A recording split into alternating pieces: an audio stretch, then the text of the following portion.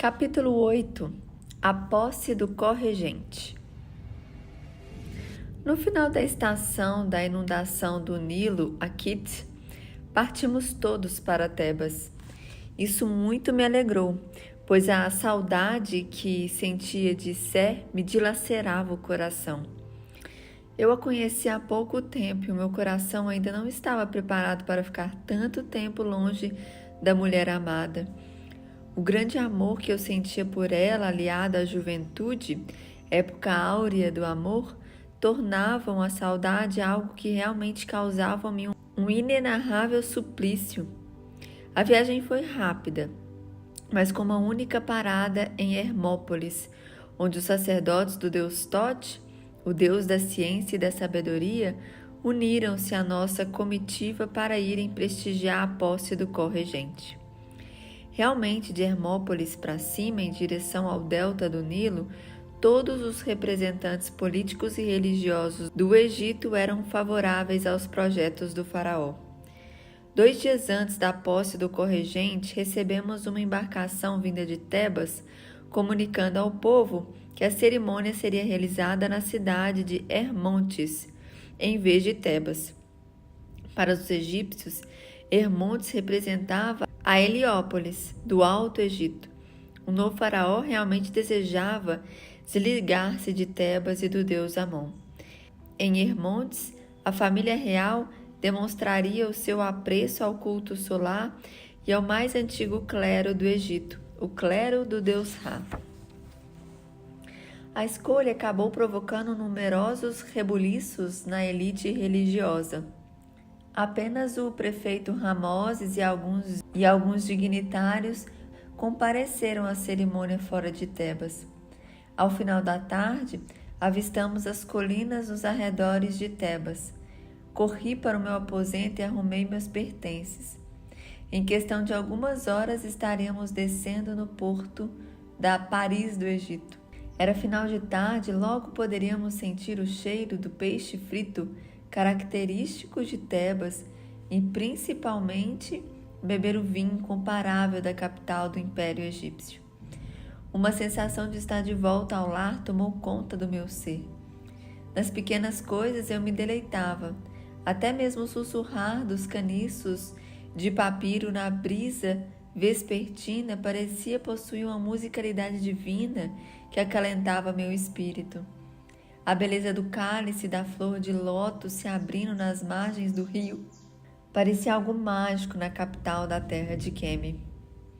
Ao aportarmos, saltei da embarcação como meus pertences presos ao ombro e corri ao templo de Ísis. Em meia agitação do centro da cidade, senti-me em casa.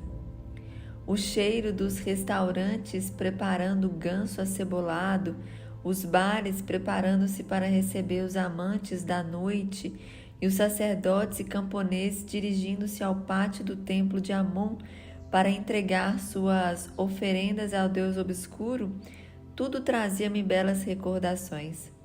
Ao entrar no templo da deusa Ísis, avistei Sé.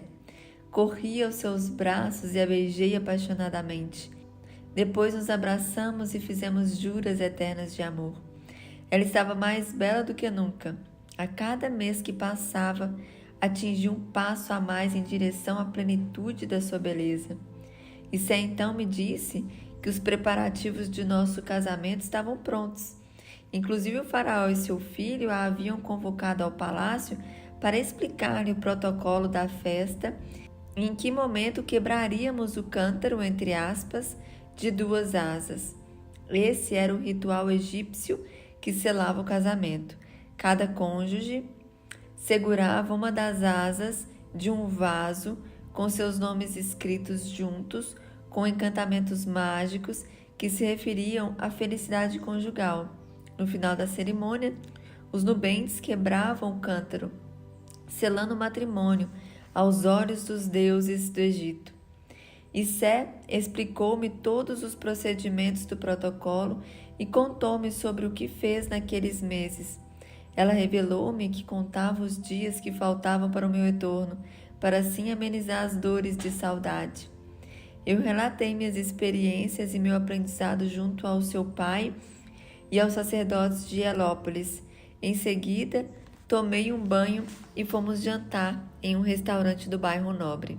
Naquela noite, brincamos e dançamos, aproveitando a festa inocente da juventude, a qual a imensa responsabilidade da fase adulta e os dissabores da vida ainda não tinham imposto suas raízes.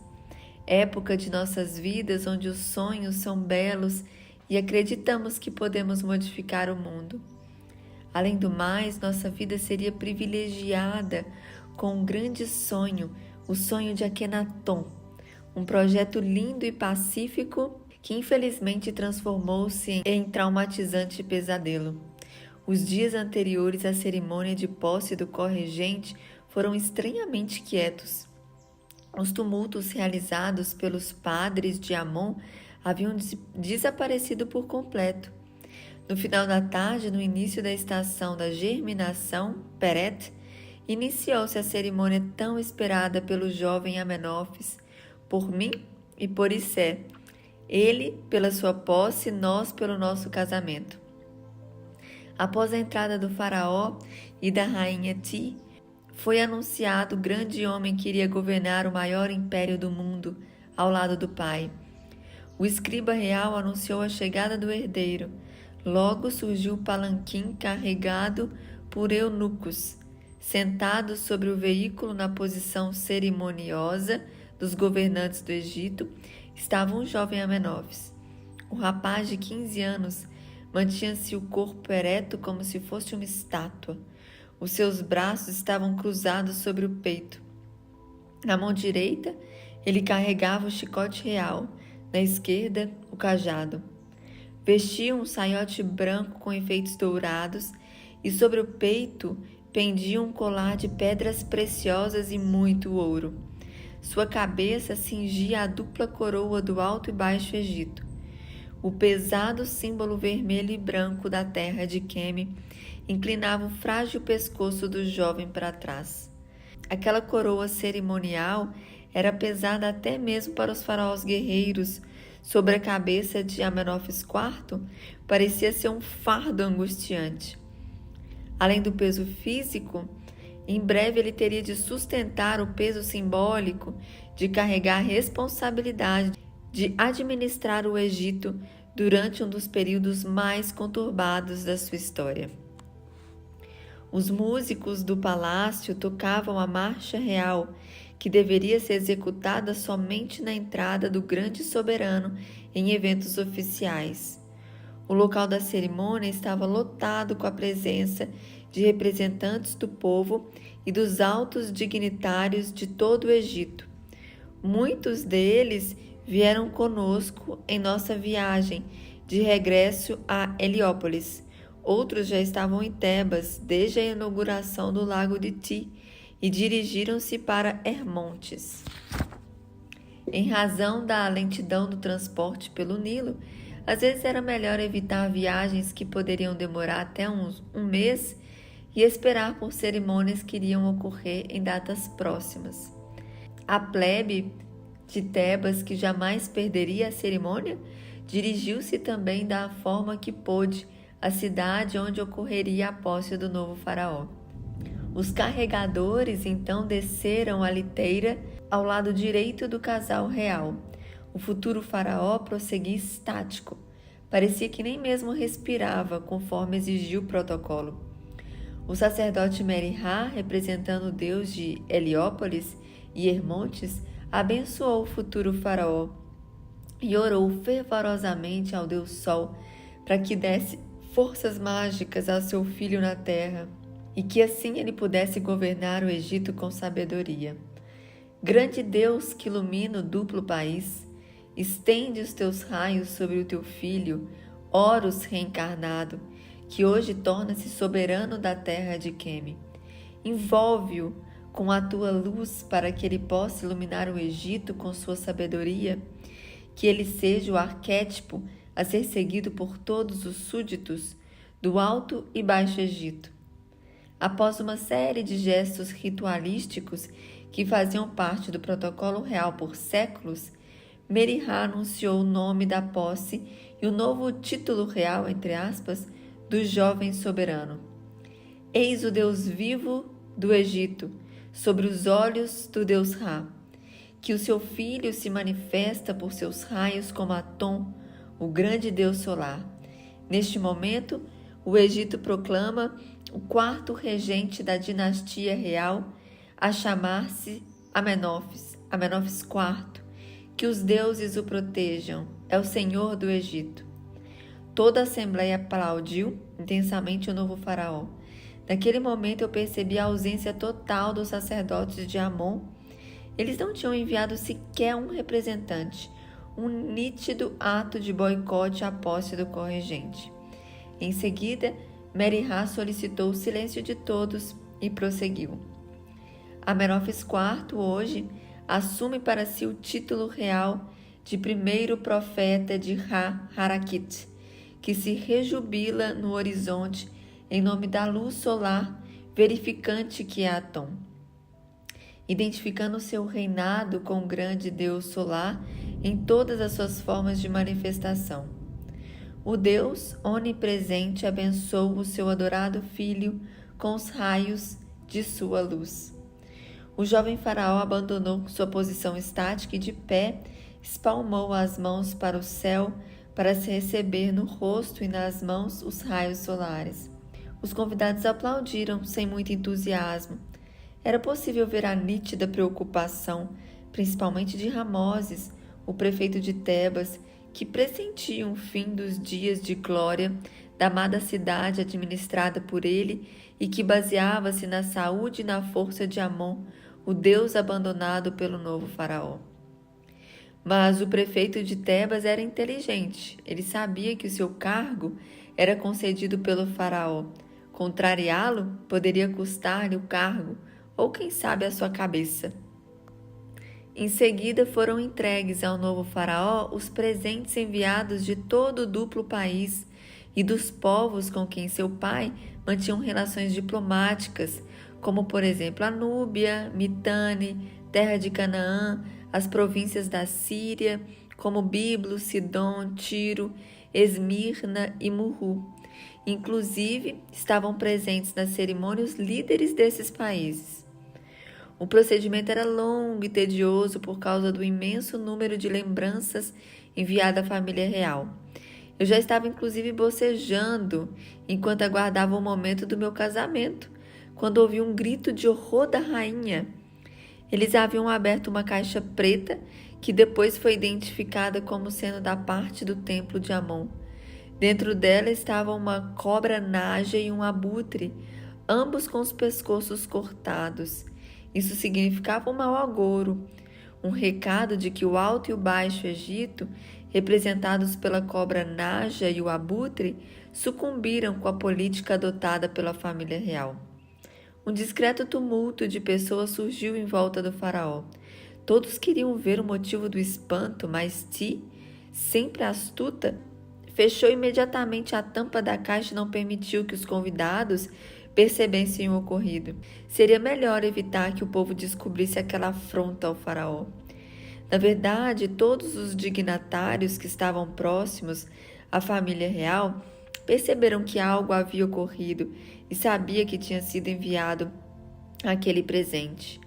O clima tornou-se tenso e o povo percebeu a mudança no semblante de todos que estavam no centro da cerimônia. Em seguida foi anunciado meu casamento com Issé. Não preciso nem dizer que senti um mal-estar incrível pelo ocorrido e fiquei tenso, pois aquele presente horroroso poderia significar um mau presságio também ao meu casamento. Mas Issé encorajou-me a fazer-me ver que era apenas uma superstição descabida. Meri-Ra acelerou o nosso enlace pedindo proteção aos deuses do Egito conforme o ritual milenar. Confirmamos então o desejo de unir nossas vidas e, por fim, arremessamos à parede o nosso cântaro de casamento. Ele espatifou-se no chão, celebrando a nossa união. O jovem faraó então quebrou o protocolo, como ele viria a fazer ainda muitas vezes em sua vida. O Deus vivo do Egito levantou-se e abraçou-nos como se fosse um mortal qualquer. Depois falou ao povo: mais um gesto que não estava previsto pelo cerimonial. Com os olhos brilhantes e com as longas mãos espalmadas, ofertando um grande abraço ao povo, ele disse: Meus súditos, o Egito é uma grande nação, construída pelo esforço do meu pai e de nossos antepassados. Os faraós, com as bênçãos do grande deus Atom e de seus filhos, os demais deuses menores do Egito, transformaram a nação do duplo país na pátria da riqueza e da cultura. Nenhuma terra é tão bela quanto o Egito, e por esse motivo devemos alastrar a todo mundo conhecido a nossa cultura, o nosso conhecimento científico e religioso, a nossa arte, principalmente o nosso espírito de solidariedade. Hoje, esses povos são nossos escravos ou são nações subjugadas. Amanhã serão nossos irmãos. Todos renderemos glórias a Atom, o Senhor do mundo. O povo ficou boquiaberto com as palavras do jovem faraó. Os deuses menores do Egito, os escravos, são chamados de irmãos. Esse menino deve ser louco, comentava o povo, que realmente estava chocado com o que ouvia. E como se as novidades fossem poucas, o jovem faraó apresentou ao povo, no final da cerimônia, uma bandeira com o novo símbolo do deus solar. Ao invés de um homem com cabeça de falcão, a bandeira apresentava o disco solar emitindo raios que terminavam como mãos abençoando a terra. Na ponta de alguns raios haviam também a Ankh, a cruz, que significava o símbolo da vida. Em volta do disco solar havia uma serpente, símbolo das metamorfoses incessantes que o homem profano passa e que o homem iniciado controla. Do pescoço da cobra pendia também o Ankh. A bandeira simbolizava que Atom dá vida a seus filhos. A cerimônia foi encerrada em seguida, à medida em que o povo e os convidados principais se retiravam. O faraó chamou seu filho para uma conversa íntima e lhe disse: Meu filho, as mudanças devem ser graduais. Lembra-te que estamos tratando com os ardilosos padres de Amon. Percebesse por um acaso o presente que eles te enviaram? O rapaz fez um gesto negativo. O faraó então indicou-lhe a caixa. Ao ver a cobra e o abutre degolados, o menino ficou lívido e depois vermelho de raiva. Seu pai continuou falando, andando de um lado ao outro. Queres transformar o Egito da noite para o dia? Não esqueça o que sempre ensinei a ti e ao teu saudoso irmão. A prudência é a arte do sucesso. Viste por acaso os olhos arregalados do povo às tuas palavras? Eu te apoio em teus empreendimentos, porque são também os meus, mas é preciso prudência, meu filho. O rapaz abaixou a cabeça e respondeu: Tens razão, meu pai, mas às vezes parece que Atom fala pela minha boca e me é impossível controlar. Acredito que será muito difícil evitar um confronto direto com Tamoses e seus cúmplices. O espírito de Atom enche o meu coração e sinto meus pés flutuam para que as suas palavras sejam vivas entre os homens. Atom me infla com o sopro da vida e o meu corpo não é mais meu, minhas palavras não são mais minhas. Sirvo a Atom, o grande Deus, que se revela ao mundo por meu intermédio. Amenófis estava cansado e com fortes dores nas articulações e nas gengivas. Ele pensou nas palavras do filho e ligou-as a Telica. Sim, ela pensava exatamente igual ao filho. Enquanto ele e Ti cultuavam Atom de forma exterior, seu filho e sua segunda esposa sentiam Atom em seu íntimo. Ele dispensou o filho e disse para si mesmo: Amanhã falarei com Telica para diminuir os impulsos desse menino. O espírito religioso é útil e engrandece o Egito, mas o faraó deve ser prático e não sonhador. Depois da cerimônia, eu e Sé viajamos para Mênfis, onde iríamos comemorar nosso casamento, hospedados no palácio real do faraó da capital do Baixo Egito. Portanto, parti novamente em viagem. Só que dessa vez minha mente estava voltada para palavras de amor e de projetos de plena felicidade para o futuro. As palavras do jovem faraó e a tensão do momento causaram-me um tal impacto psicológico, inconscientemente, resolvi esquecer tudo que havia ocorrido, inclusive o presente dos sacerdotes de Amon. A viagem, como sempre, foi um bálsamo para meu espírito e um colírio aos meus olhos por causa das belezas naturais e do clima do Egito Antigo. Paramos somente para visitar as pirâmides e a esfinge de Gizé, onde Tutmés IV havia construído um magnífico templo aos pés do grande monumento.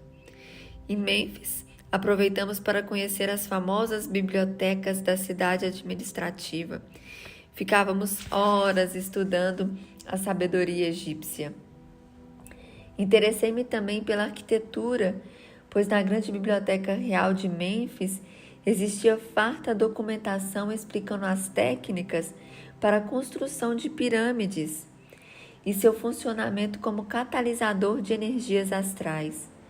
Além de passear e namorar pela bela cidade, procuramos estudar e conhecer o perfil dos moradores da capital do Baixo Egito e principalmente compreender com profundidade o deus padroeiro da cidade, Ptah, que segundo os habitantes de Mênfis era o criador do mundo. Depois de algum tempo, comecei a me dedicar à medicina em Mênfis. Eu sentia que estava começando a ficar enferrujado, entre aspas, em meu ofício. Entrei em contato com os médicos da cidade e discutíamos sobre diversas doenças e seus tratamentos. Logo comecei a clinicar junto com Ptahhotep, um dos mais renomados médicos da época. O profundo conhecimento do médico de Mênfis fez-me esquecer do mundo. Eu senti uma certa apreensão de Sé com relação ao nosso retorno, mas sempre que ele tocava nesse assunto, eu desconversava dizendo que em breve retornaríamos. Até que certo dia, ao chegar em casa, Sé apresentou-me um correio do seu pai.